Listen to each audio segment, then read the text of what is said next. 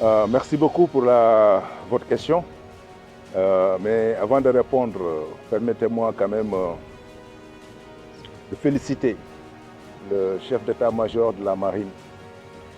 pour son engagement et l'ensemble de ses équipes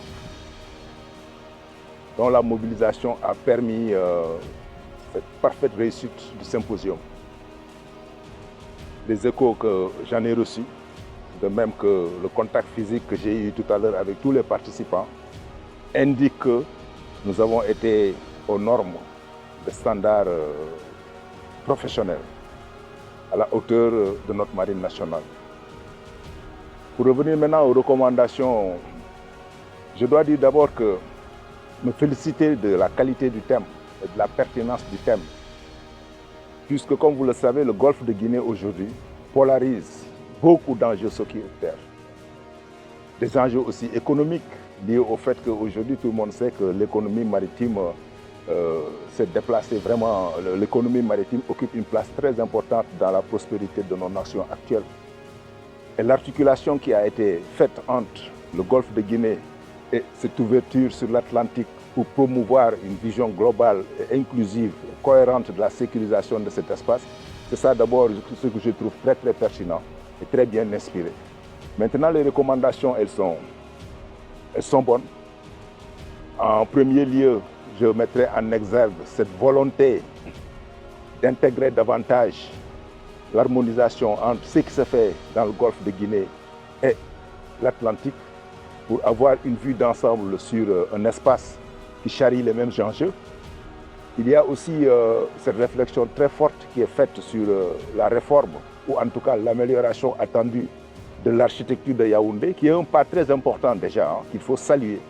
avec les efforts de la CEDEAO de structurer cet espace, de définir des missions, des différentes zones qui s'activent relativement très bien. Et aujourd'hui, l'enjeu, c'est d'articuler davantage ce mécanisme de Yaoundé à des leviers politiques assez robustes pour pouvoir disposer davantage de moyens pour opérationnaliser cette architecture et couvrir essentiellement le golfe de Guinée. Et enfin, je retiendrai aussi parmi les recommandations le projet de création de ce centre de fusion